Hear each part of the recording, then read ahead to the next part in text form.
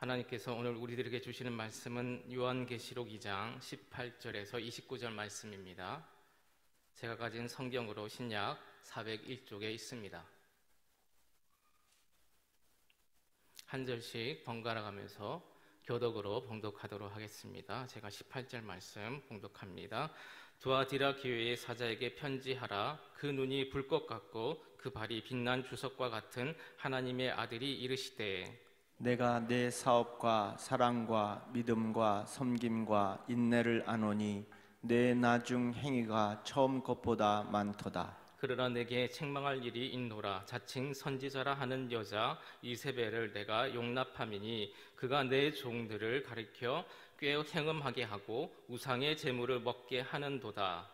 또 내가 그에게 회개할 기회를 주었으되 자기의 음행을 회개하고자 하지 아니하는도다. 볼지어다 내가 그를 침상에 던질 터이요 또 그와 더불어 간음하는 자들도 만일 그의 행위를 회개하지 아니하면 큰 환난 가운데에 던지고, 또 내가 사망으로 그의 자녀를 죽이리니 모든 교회가 나는 사람의 뜻과 마음을 살피는 자인 줄 알지라.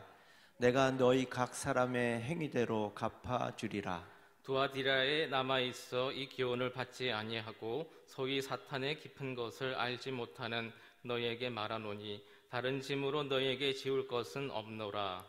다만 너희에게 있는 것을 내가 올 때까지 굳게 잡으라. 이기는 자와 끝까지 내 일을 지키는 그에게 만국을 다스리는 권세를 주리니, 그가 철장을 가지고 그들을 다스려 질그릇 깨뜨리는 것과 같이 하리라. 나도 내 아버지께 받은 것이 그러하니라. 내가 또 그에게 새벽별을 주리라. 같이요. 귀 있는 자는 성령이 교회들에게 하시는 말씀을 들을지어다. 아멘. 옆에 분과 한번 인사하도록 하겠습니다. 빛이 있으라. 빛이 있으라. 예. 요즘에 날씨가 많이 추워지고 있습니다. 하나님의 성령의 빛이 여러분의 마음을 따뜻하게 해주는 그런 놀라운 일들이 있으시길 주님의 이름으로 축원합니다. 오늘은 두아디라 교회에 대해서 살펴보면서 하나님이 주시는 은혜를 받도록 하겠습니다. 소아시아 지역에 실제로 있었던 7교회에게 예수님께서 사자들을 통해서 주신 말씀의 내용입니다. 오늘 본문의 말씀도 일정한 패턴이 있게 되는데요. 요약하면 4가지라고 말씀할 수가 있겠습니다.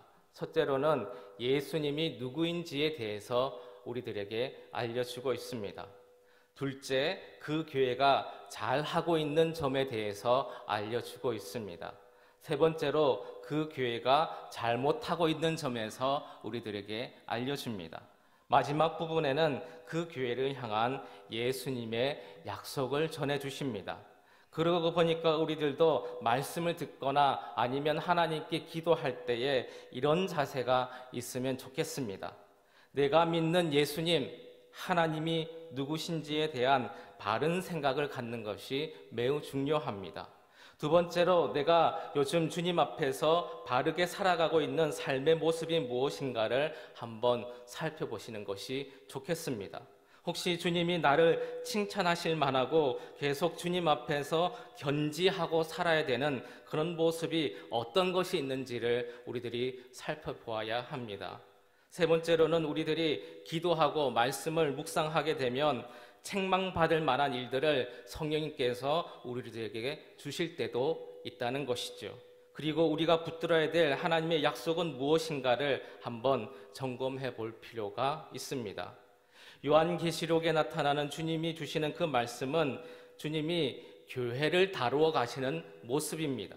그 교회는 교회 공동체로서의 교회이기도 하지만 한 개인으로서의 교회도 마찬가지라는 것이죠.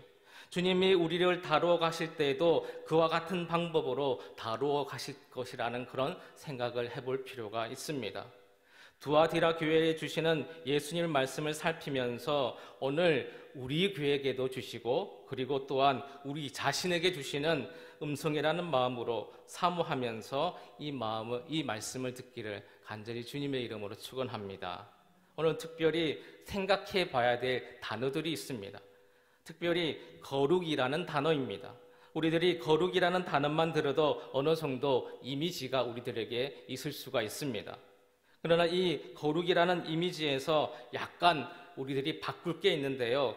거룩이라고 하는 것은 어떤 외적인 모습을 가리키는 것으로 인식이 될 때가 많이 있습니다. 예를 들면 거룩하다라고 하면 빨리 뛰는 것보다는 천천히 움직이는 것처럼 생각될 수가 있습니다. 또 우리들이 왁작지껄하게 시끄럽게 하는 것보다는 진중한 느낌이 거룩한 것처럼 느껴질 수 있습니다. 그러나 성경에서 나오는 단어는 세상의 그 단어의 개념으로 이해하시면 안 되는 거죠. 성경에서 사용되는 거룩이라고 하는 것은 어떤 의미가 있느냐 하면 구별된다라는 뜻입니다. 다르다라는 것이죠. 교회 공동체는 다름을 추구하는 공동체가 되어야 될 줄 믿습니다. 그런데 그 다름이 이상하거나 우리의 눈살을 찌푸리게 만드는 그런 다름이 아니라 하나님의 기준으로 봤을 때에 다른 것과는 구별되는 모습이 있어야 된다라는 것이죠. 그 개념을 염두에 두시고 한번 우리들이 말씀을 살펴보도록 하겠습니다. 먼저 18절 말씀 우리 같이 한번 읽도록 하겠습니다. 2장 18절 말씀 같이 읽습니다. 시작. 두아디라 교회 사자에게 편지하라. 그 눈이 불꽃 같고 그 발이 빛난 주석과 같은 하나님의 아들이 이르시되. 아멘. 18절 말씀을 보시면 예수님이 어떤 분인지 우리들에게 알려주고 있습니다. 예수님을 설명할 때에 7교회마다 다른 이름으로 설명을 해주고 계신데요. 두아디라 교회에게도 예수님의 모습을 다르게 설명하고 있습니다. 그 눈이 불꽃 같고 그 발이 빛난 주석과 같은 하나님의 아들이 이르신다. 우리들에게도 주님이 다가오시는데 주님이 그 모습이 각자에게 다를 수가 있습니다. 한번 질문해 보겠습니다. 여러분에게 주님은 어떤 분이십니까? 다른 데서 들었거나 아니면 설교 가운데 들었던 그런 이야기 말고요. 여러분만이 그릴 수 있는 그 주님의 모습이 있으십니까? 예를 들어서 누군가가 여러분에게 당신의 어머니는 어떤 분이십니까? 그러면 어머니를 묘사할 수 있을 겁니다. 저는 그런 설명을 여쭙고 싶은 거죠. 여러분에게 하나님은 어떤 분이십니까? 라고 물으면 어떤 하나님을 여러분은 묘사할 수 있으십니까? 이 질문에 대한 답이 매우 중요할 수 있습니다. 왜냐하면 예수님께서 그 각 교회에게 자신이 어떤 분인지를 설명하는 그 묘사가 그 교회가 가지고 있는 잘하고 있는 점과 잘못하고 있는 점에 대한 예수님의 마음을 설명하는 것과 같기 때문입니다. 동시에 우리들이 믿음 생활을 해나갈 때에 내가 묘사하고 느끼고 있는 하나님이 어떤 분인지가 우리의 믿음의 모습과 태도를 결정할 수 있기 때문입니다.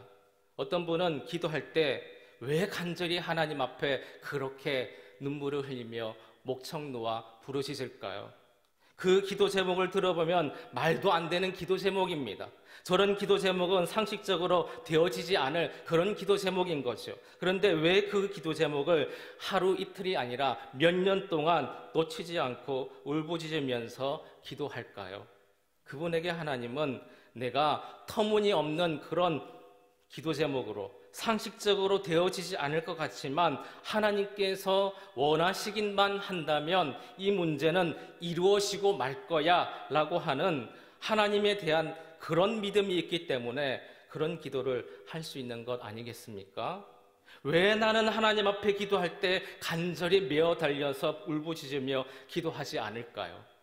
내게 되어지는 일들은 내가 더 열심히 해야 되는 것이지, 더 열심히 계산을 해야 되는 것이고, 계획을 바로 잡아야 되는 것이고, 사람을 많이 만나야 되는 것이고, 그리고 재정과 시간을 투자해야 되는 것이지, 하나님이 그런 문제까지 해결해 주는 분은 아니야 라고 하는 하나님에 대한 생각을 그렇게 자기가 그림을 그리기 있기 때문은 아닐까. 그래서 열심히 기도하지 않는 것은 아닌가 한번 우리들이 살펴볼 필요가 있습니다. 이런 부분들을 우리의 일상의 삶에도 적용할 수 있는 거죠. 사람을 만날 때도 적용할 수 있는 거고요. 돈을 대할 때도, 내가 가진 재능을 대할 때도 마찬가지입니다. 그래서 다시 한번 여쭙고 싶습니다. 여러분은 하나님이 어떤 분이라고 느껴지십니까? 하나님은 말씀으로만 만나 주실까요? 아닌 거죠. 하나님은 찬양으로도 만나주시는 줄 믿습니다. 기도할 때 만나주십니다. 성도 간의 교제를 통해서 대화할 때 만나주시는 분이 하나님이신 줄로 믿습니다. 이번 여러 행사를 통해서도 하나님께서 만나주실 줄 믿습니다. 그렇기 때문에 내가 만난 하나님만을 고집하면 안 되는 것이죠. 다윗은 하나님을 묘사할 게 너무나 많이 있습니다. 여호와는 나의 목자십니다. 여호와는 나의 산성이십니다. 여호와는 나의 피할 바위십니다. 여호와는 나의 피난처십니다. 여호와는 나의 깃발입니다. 나의 힘이십니다. 여호와는 나의 소망입니다. 그는 고백합니다. 왜냐? 그는 하나님을 생각하면 하나님이 어떤 분인지를 고백할 게 너무 많이 있기 때문입니다. 저는 우리 가자 공동체 식구들에게도 하나님이 여러 다양한 모습으로 경험되어지시기를 간절히 주님의 이름으로 축원합니다. 오늘 본문에서는 두아디라 교회에게는 예수님이 어떤 분이라고 말씀하고 있느냐 하면 예수님은 불꽃 같대요. 예수님은 그 발이 빛난 주석 같다라고 얘기합니다. 그러니까 예수님은 그 눈이 어떤지 우리들이 그림을 그리게 되면 불꽃으로 그리면 되는 거예요? 안 되는 거예요? 피구광 통키처럼 불꽃 안 된다라고 했습니다. 불꽃 같은 거예요. 이해되시죠? 왜 이런 부분을 설명하느냐 하면 요한계시록을 자꾸 인위적으로 해석하려고 하기 때문입니다. 요한계시록을 포함한 모든 성경을 꼼꼼히 읽으면 우리들이 알 수가 있습니다. 예수님은 눈에서 불이 나가는 분이 아닙니다. 발은 빛난 주석인가요? 주석이 아닌가요? 주석 같으니까 주석은 아닌 거죠. 우리가 아는 수준으로 그것밖에 설명할 수 없기 때문에 그렇게 성경에 써놓은 것입니다. 그것은 눈과 발을 설명하면서 예수님이 어떤 분인지를 묘사하려는 장치에 불과한 것이죠. 그 눈이 불꽃 같습니다. 그리고 그 발이 빛난 주석 같습니다. 라고 하는 그 표현을 통해서 예수님이 어떤 분임을 우리들에게 설명해 주고 있을까요? 예수님이 매우 권세 있는 분임을 설명하고 싶어 하는 것이죠. 그분이 하나님의 아들이신 줄 믿습니다. 우리들이 예수님을 그릴 때 어떤 예수님을 많이 그림으로 그리시느냐 하면 십자가에 못 박혀 달려 돌아가시는 그 예수님을 많이 생각합니다. 그러나 예수님은 그 예수님으로만 우리에게 있지 않습니다. 예수님은 그 눈이 불꽃 같습니다. 그 발이 빛난 주석 같습니다. 너무나도 영광스럽고 권세가 있으신 분이 예수님이신 줄 믿습니다. 사도행전 2장 36절 이렇게 말씀합니다. 그런즉 이스라엘 온 집은 확실히 알지니 너희가 십자가에 못 박은 이 예수를 하나님이 주와 그리스도가 되게 하셨느니라 하니라. 아멘. 그런즉 이스라엘 온 집은 확실히 꼭 알아야 됩니다. 그 사실이 뭐냐? 너희가 십자가에 못 박은 이 예수를 하나님께서 두 가지가 되게 하셨습니다. 주와 그리고 그리스도가. 우리들이 십자가에 못 박히신 그 예수님을 생각할 때 예수님이 죽으심으로 내가 살게 됐어. 예수님은 나의 구세주야. 이건 그리스도인 거죠. 그런데 예수님은 그리스도이실 뿐만 아니라 우리의 주인이신 줄 믿습니다. 그러니 우리들이 예수님 생각할 때 고난당하신 그 예수님만 생각하는 것이 아니라 고난당하신 예수님이 부활하셔서 우리의 뭐가 되신다고요? 주인으로 계신다고요. 그러니까 예수님이 우리 가정에서도 주님으로 오신 이유가 이것입니다. 예수님이 교회에서도 주님이셔야 되는 줄 믿습니다. 세상 가운데서도 예수님이 주님이셔야 되는 것이죠. 온 이스라엘은 확실히 알지니 너희가 십자가에 못 박은 이 예수를 하나님이 주와 그리스도로 삼으셨다. 그 주님이신 예수님은 눈이 불꽃과도 같고 발이 빛난 주석과도 같다. 고난당하시고 희생당하시는 모습은 계시지 않고 예수님은 영광의 주님으로 우리에게 계시는 줄 믿습니다. 한 구절 더 보겠습니다. 에베소서 1장 21절에서 23절입니다. 에베소서 1장 21절에서 23절 같이 한번 읽도록 하겠습니다. 시작. 모든 통치와 권세와 능력과 주권과 이 세상뿐 아니라 오는 세상에 일컫는 모든 이름 위에 뛰어나게 하시고 또 만물을 그의 발 아래에 복종하게 하시고 그를 만물 위에 교회의 머리로 삼으셨느니라. 교회는 그의 몸이니 만물 안에서 만물을 충만하게 하시는 이의 충만함이니라. 아멘. 20절부터 자세히 읽으시면 예수님에 대해서 저희들에게 알려주고 있습니다. 예수님은 어떤 분이냐? 21절에 모든 통치와 모든 권세와 모든 능력과 모든 주권과 이 세상뿐만 아니라 오는 세상에 일컫는 모든 이름 위에 뛰어나신 분이 예수님인 줄 믿습니다. 그리고 22절에 또 만물을 그 발 아래 복종하게 하시고 그를 만물 위에 교회의 머리로 삼으셨다. 그러니까 우리의 예수님은 우리의 죄를 위하여 십자가에 돌아가신 그 죽으신 예수님일 뿐만 아니라 그래서 우리들의 그리스도가 되셨을 뿐만 아니라 이제는 우리의 주님이시라고요. 주님은 어떤 모습이냐? 그냥 한 섹터의 그룹의 주님이 아니라 우리들만의 주님이 아니라는 겁니다. 그런 그림이 아니라는 거죠. 예수님은 만물 위에 주님으로 계십니다. 지금 만물의 주님으로 계십니다. 그러니까 예수님과 마귀가 지금 싸우고 있는 게 아닙니다. 적어도 성경의 그림은 마귀도 그리고 온 만물도 예수님의 발 아래 있는 것이죠. 예수님이 통치하십니다. 그 사실을 두아디라 교회에게 알려주고 싶어 합니다. 오늘 우리들에게도 알려주시는 줄 믿습니다. 오늘 우리들의 인생, 우리들의 가정, 교회, 이 세상 역사를 누가 움직여가고 있는 것 같은가? 라는 물음이 우리들에게 있을 때에 우리들의 그 느낌과 생각에 관계없이 하나님께서 우리들에게 제시해주고 있습니다. 만물은 예수님이 통치하신다. 이 사실을 믿으시기를 주님의 이름으로 축원합니다. 그리고 이 사실이 믿어진다면 우리가 더 하나님께 예배하고 기도하실 때에 또 다른 태도로 주님 앞에 기도하고 예배할 수 있을 것입니다. 만물은 예수님이 통치하십니다. 한번 따라해 주시겠습니까? 만물은 예수님이 통치하십니다. 예수님이 통치하십니다. 한 번 더요. 만물은 우리 주님이 통치하십니다. 우리 주님이 통치하십니다. 그러니 여러분은 예수님께서 통치하십니다. 그러니 여러분의 가정도 예수님께서 통치하십니다. 여러분의 부모, 여러분의 자녀, 여러분의 생업 주님께서 통치하십니다. 믿으십니까?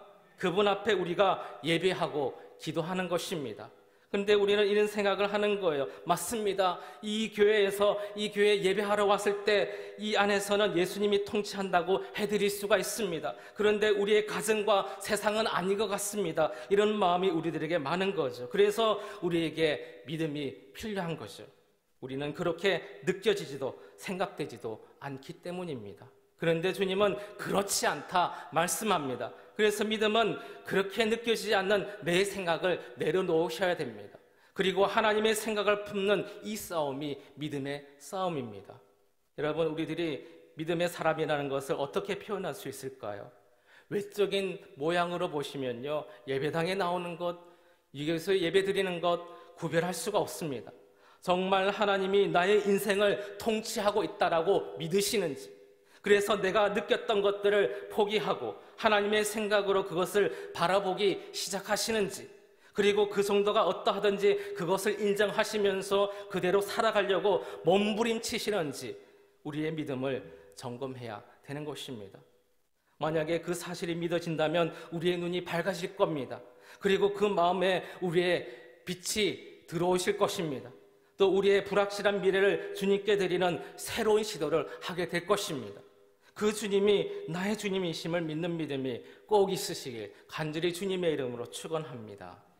두 번째로 요한계시록 2장 19절 말씀을 같이 읽도록 하겠습니다. 2장 19절입니다. 같이 읽습니다. 시작. 내가 내 사업과 사랑과 믿음과 섬김과 인내를 아노니 내 나중 행위가 처음 것보다 많도다. 아멘.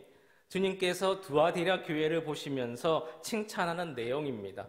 여기 보니까 귀한 게 뭐냐 하면 학자들에 의하면 이 두아디라 지역은 매우 작은 지역이었어요. 에베소나 버가모처럼 왕성했던 그런 도시가 아니라 작은 동네에 불과합니다.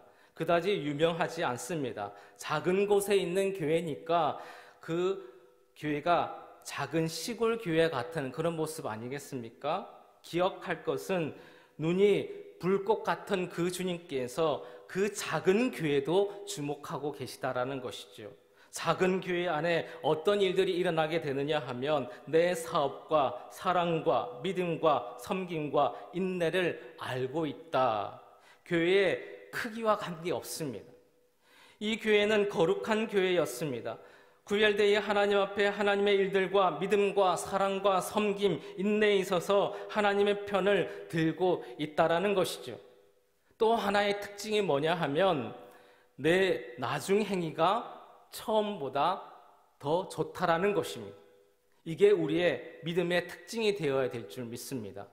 그들은 시간이 흐르면 흐를수록 점점점 더 주님을 사랑하는 교회였습니다. 점점점 주님을 사랑하는 표현이 더 성숙해지고 있습니다. 우리들도 그러기를 소망합니다. 이런 질문을 해보는 것이죠. 과연 한 개인이 아니면 공동체가 주님 앞에서 그렇게 성장하고 성숙해져 가고 있는가? 처음에 주님을 사랑하던 그 모습이 그래서 주님을 사랑하기 때문에 했던 우리들의 그 자세와 태도가 시간이 점점점 지나면서 점점점 나아지고 점점점 아름다워지고 있는가?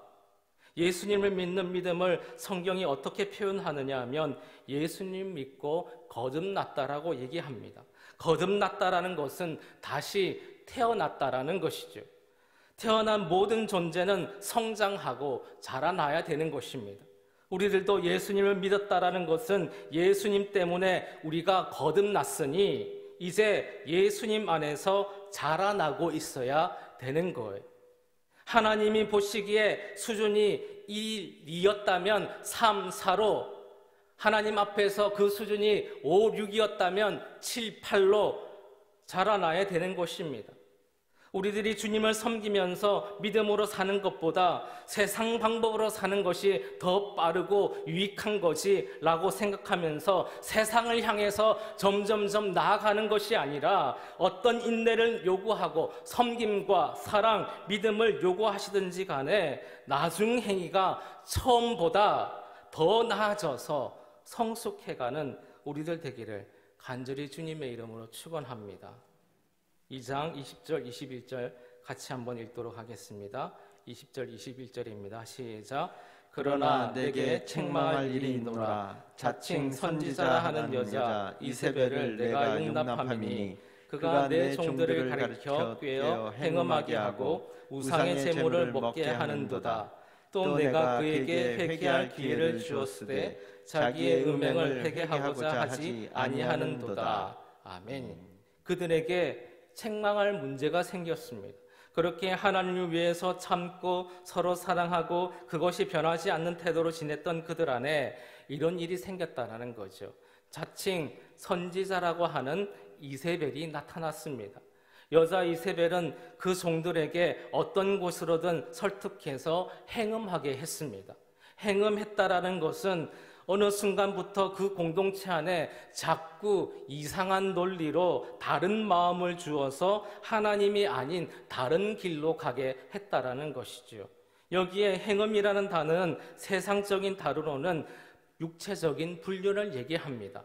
성경이 말하는 행음은 하나님과 짝하지 않고 다른 걸 짝하는 게 행음, 간음이라고 할 수가 있습니다. 그러니 여자 이세벨이라고 하는 사람은 자기가 하나님의 뜻을 내가 하나님의 뜻을 잘 알아 라고 하면서 자꾸 하나님의 교회 안에 있는 그 성도들에게 다른 마음을 집어넣어서 하나님이 원하지 않는 태도를 마치 하나님이 원하는 태도인 양 살아가도록 유혹했다라는 것입니다. 그런데 두아디라 교회 성도들이 그 말을 따라서 따라가는 사람들이 자꾸 많아졌다라는 것이죠. 여러분, 성장하는 것 매우 좋습니다. 커지는 것 매우 좋습니다. 저도 아직 커지기를 소망하고 있습니다.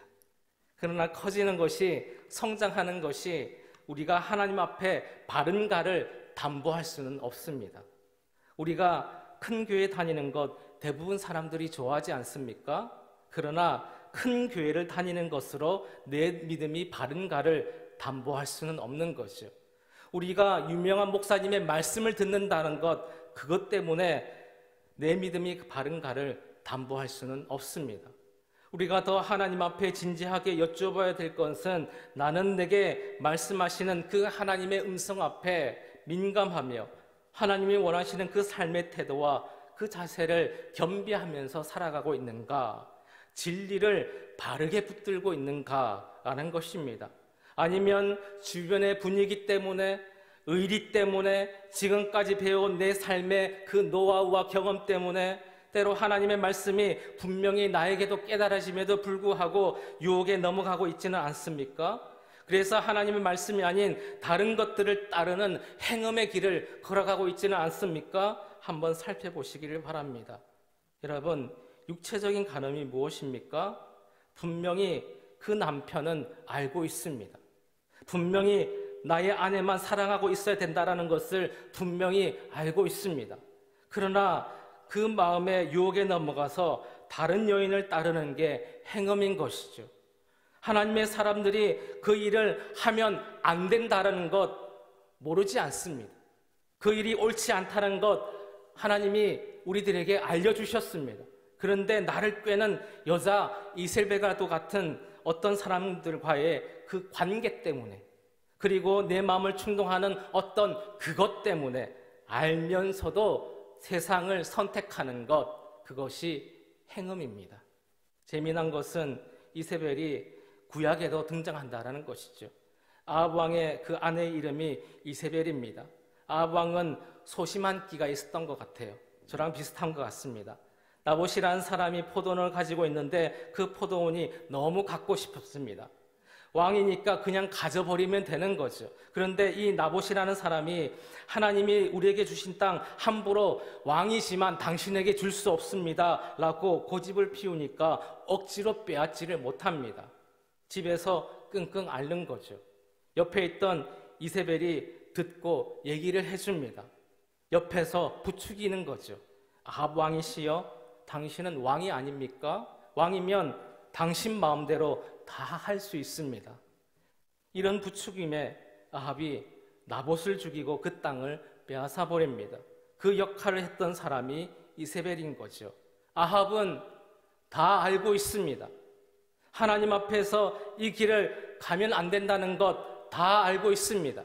그런데 옆에서 부추기니까 그 부추김에 마음이 동해서 그 일을 함께 행해버리고 마는 거죠. 두아디라 교회에 그런 부추기는 여자 이세벨이 등장했습니다. 하나님을 믿는다고 그게 다 방법이 되는 게 아니지, 다른 방법을 한번 써봐도 되는 거지 라고 부추길 때에 내 마음에 있는 그 성령님께서는 그런 태도를 원하지 않으시는 것 명확히 우리들이 알고 있습니다. 그럼에도 불구하고 내 자아가 그 부추김에 동조하여서 잘못된 길을 가게 되는 것이죠. 그 일이 두아디라 교회 안에 자꾸 생겨나게 되었습니다. 혹시 요즘 무엇이 여러분을 부추기고 있으십니까? 그 부추김이 사실 처음에 분별될 때에는 그것이 옳은 게 아니라는 것을 알매도 그 말이 유익이 저희들에게 될 것 같습니다. 이세벨의 말을 들으면 나봇의 포도원을 빼앗을 수 있을 것 같습니다. 하나님이 그랬을지라도 내가 이 나라의 왕인데 그 정도 못하겠느냐라고 하는, 그래서 도리어 하나님이 원하시는 일을 선택하게 되는 아합처럼, 원하시지 않는 일을 선택하게 되는 아합처럼 나도 그렇게 부추김을 받고 있지는 않은지 생각해 보시기를 바랍니다. 여기에 우리의 믿음이 필요합니다. 그 부추김을 끊는 것은 소나가 되는 것 같습니다. 그러나 그때 하나님의 음성에 순종하시고 바른 믿음의 태도를 가질 때에 이걸 성경은 구별이라고 말씀합니다. 거룩이라고 말씀합니다. 거룩할 때에 교회의 권위가 있습니다. 거룩할 때에 하나님께서 사용하십니다.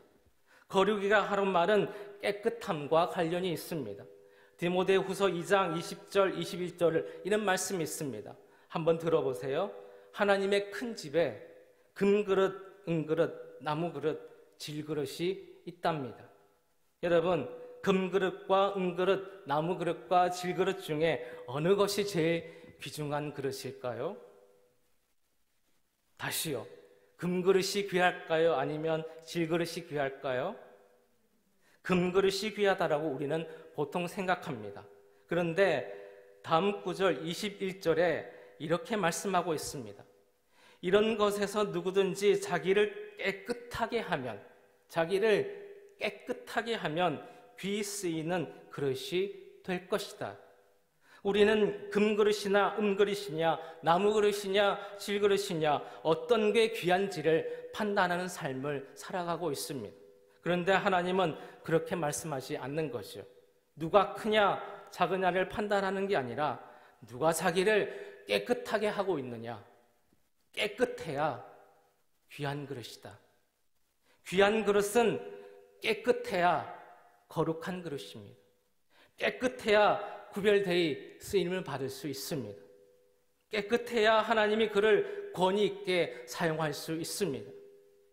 다시 우리들의 삶을 돌아보면서 나는 어떤 모습으로 있으신지, 누군가에게 부추김을 당하면서 하나님께서 깨닫게 하신 그 마음과는 다른 태도로 너무 많이 나아가고 있지는 않으십니까? 그때 하나님께 돌이키는 기회를 우리들에게 허락하십니다.